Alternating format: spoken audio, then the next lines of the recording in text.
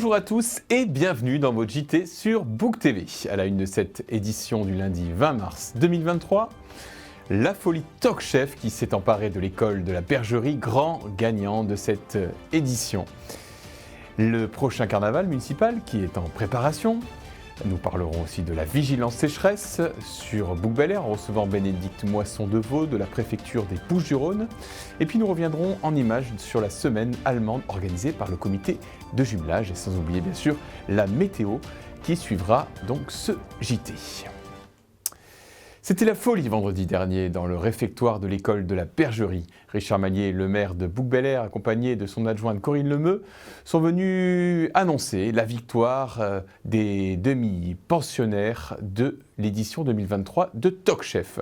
Grande joie et grande fierté chez les petits bouquins, comme vous allez pouvoir le constater dans ce reportage.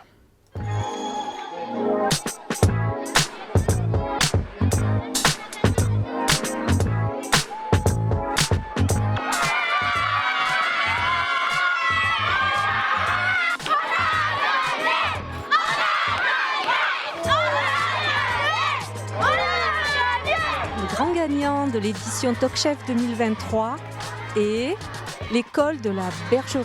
Alors, cette année, donc nous allons récompenser bien sûr l'école de la Bergerie puisqu'ils ont gagné, mais également toutes les autres écoles. C'est une surprise, donc les enfants, vous le verrez plus tard, donc dès que nous serons en possession des lots. Et donc c'est la première fois que nous faisons cela, mais nous avons pensé vraiment à tout le monde.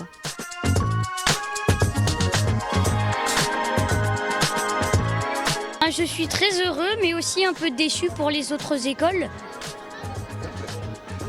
Parce que le concours, tous les repas étaient très bons quand même. Mais après, c'est les autres écoles du coup qui ont choisi qu'on avait fait le meilleur repas. Donc je suis très fière.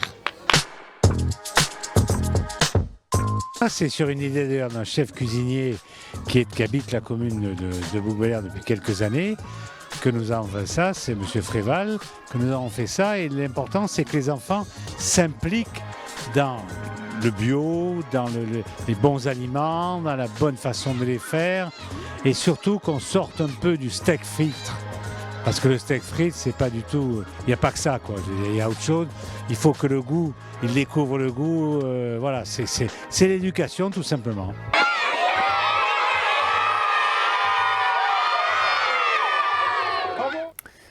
Le carnaval de Bouc-Bel-Air aura lieu le 1er avril prochain. Il aura pour thème l'Allemagne, pour mieux célébrer le jumelage entre notre commune et la ville bavaroise de Feldafing. L'heure est aux préparatifs pour les 4 chars qui vont représenter les 4 groupes scolaires de Bouc-Bel-Air. Sans rien dévoiler de la surprise, nous sommes allés au service technique voir travailler les petites mains de cet événement. Reportage.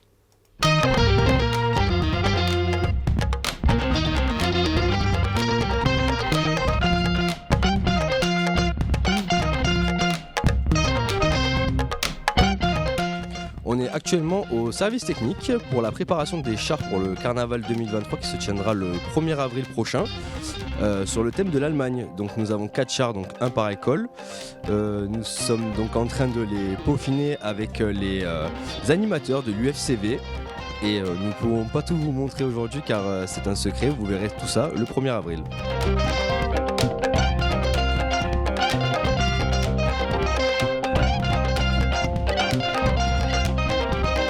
On va rester sur le même format qu'on en a fait jusqu'à maintenant, avec un départ au niveau des Terres Blanches, une montée jusqu'à la place de la mairie, et à partir de là, on lancera le carnaval.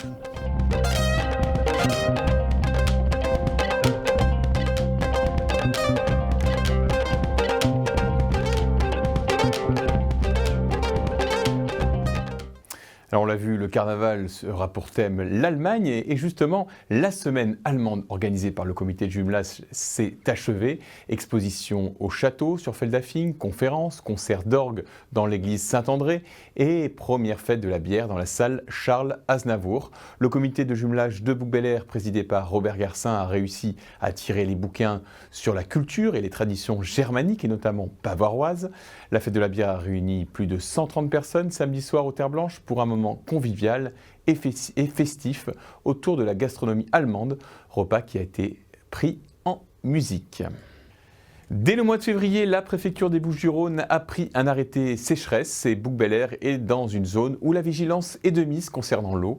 Pour en parler, nous recevons Bénédicte Moisson-Deveau, chef de service mer, eau et environnement à la préfecture des Bouches-du-Rhône. Bonjour madame.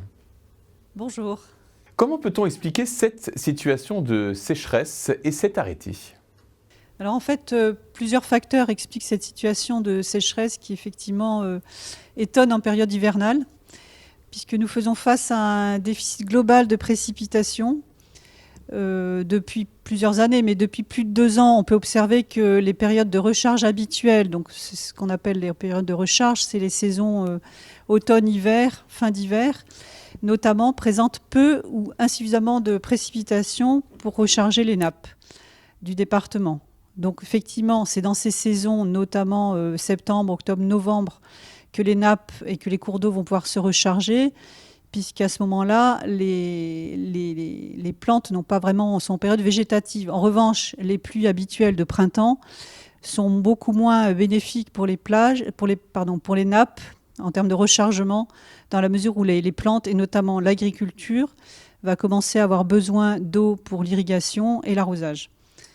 Voilà, et effectivement, on peut rajouter un phénomène qui peut aussi être impactant dans le déficit de recharge, c'est qu'en climat méditerranéen qui est le nôtre, quand la pluie est assez, parfois peut être violente, donc avec une forte intensité, sur un sol qui a pu être asséché pendant des semaines, voire des mois, ce sol est presque imperméabilisé. Dès lors, il va y avoir un fort ruissellement.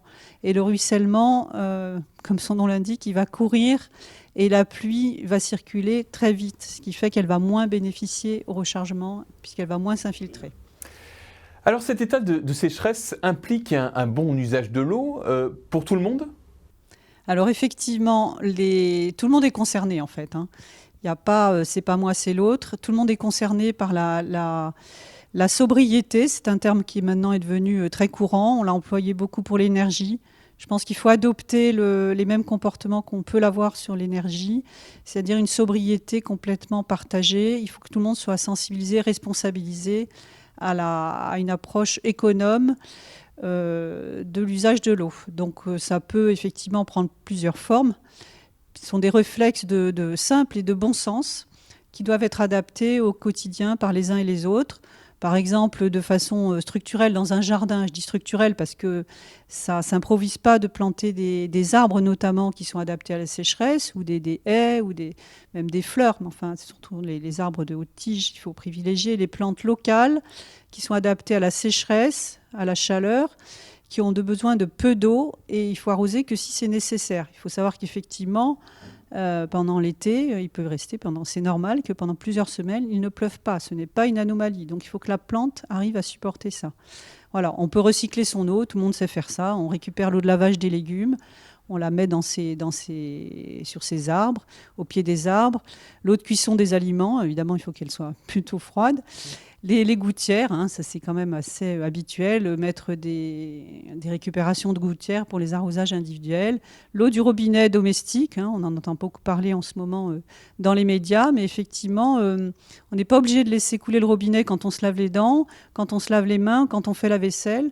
Il faut savoir qu'un robinet ouvert pendant 1 minute, c'est 1,5 litre d'eau écoulée, c'est quand même pas rien. Les douches, on sait que les douches, quand on ne laisse pas couler l'eau tout le temps aussi, c'est préférable au bain. 60 litres sont utilisés pour une douche, 200 litres pour un bain. Les fuites, que ce soit dans les logements ou dans les collectivités locales, bien entendu, mais le logement, on peut ne pas s'en apercevoir et ça peut faire aussi plus de 100 litres d'eau, l'ADEME a analysé ça, qui peuvent être gaspillés. Voilà. Et puis, un sujet aussi qui est assez sensible pour nos concitoyens, c'est le lavage de son véhicule. En été, il faut privilégier de laver le pare-brise parce que c'est une question de sécurité, mais on peut peut-être éviter de laver sa voiture à grande eau en plein été. Voilà. Donc, les mesures de gestion de la sécheresse avec des restrictions, donc ce qui n'est pas le cas aujourd'hui pour Bouc-Bel-Air encore, ça concerne bien tous les usagers. Merci beaucoup Bénédicte Moisson-Deveau. Voilà, c'est tout pour cette semaine. Tout de suite, la météo qui nous annonce de beaux jours. Bonjour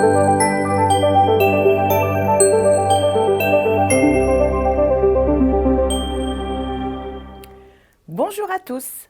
Ça y est, nous quittons l'hiver et accueillons le printemps. Et ce lundi était vraiment printanier. Alors comment sera cette semaine complète? On le découvre sans plus attendre en images. Demain mardi, un soleil toujours bien présent, un peu plus voilé qu'aujourd'hui. Les températures seront très agréables et douces puisque l'on démarrera avec 8 degrés pour atteindre 17 degrés au meilleur de l'après-midi. Nous fêterons les Clémences. La première citation de la semaine est signée Sénèque. « Il faut toute la vie pour apprendre à vivre. Il est vrai que l'on apprend sans cesse. » Mercredi, un soleil dominant avec un léger vent d'ouest qui s'installe. Les rafales atteindront 30 km/h et suffiront à balayer le peu de nuages présents. Les températures seront de saison avec 10 degrés dès le matin et 19 degrés l'après-midi. Pensez à fêter les Léas. Une nouvelle citation de Sénèque, le philosophe stoïcien antique. La vie ressemble à un conte, ce qui importe, ce n'est pas sa longueur, mais sa valeur. Un enseignement pour vaincre les craintes et les passions et obtenir la paix de l'âme. Jeudi, un seul changement, la direction du vent. Il ne vient plus de l'ouest, mais du sud-est. Il y aura donc encore moins de nuages pour obstruer le soleil. Les températures resteront dans les normales saisonnières avec 10 degrés le matin et 19 degrés l'après-midi. Ce sera la Saint-Victorien. Une nouvelle citation de Cicéron que chacun s'exerce dans l'art qu'il connaît. Vendredi, le ciel sera un peu plus nuageux que les jours précédents, mais le soleil ne nous fera pas défaut et restera bien présent. Les températures resteront dans les normales de saison avec 10 degrés le matin et on gagnera encore quelques degrés puisque nous atteindrons 20 degrés l'après-midi. Ce sera Sainte Catherine de Suède. On termine la semaine avec une citation de Voltaire « On aime mieux son égal que son maître ». Voltaire dénonçait déjà l'injustice sociale, l'intolérance religieuse et le pouvoir arbitraire. Notre week-end, il devrait être du même acabit que notre semaine, du soleil, des nuages de temps à autre et un peu plus de vent qui rechangera de direction puisqu'il viendra du nord. On ne devrait pas trop le ressentir au niveau température, elles varieront entre 10 et 20 degrés. Une belle semaine en perspective qui s'annonce, véritablement l'arrivée des beaux jours. Pensez à mettre vos pendules à l'heure d'été ce samedi, nous avançons d'1 heure. Bonne semaine à tous et à lundi pour un nouveau bulletin météo.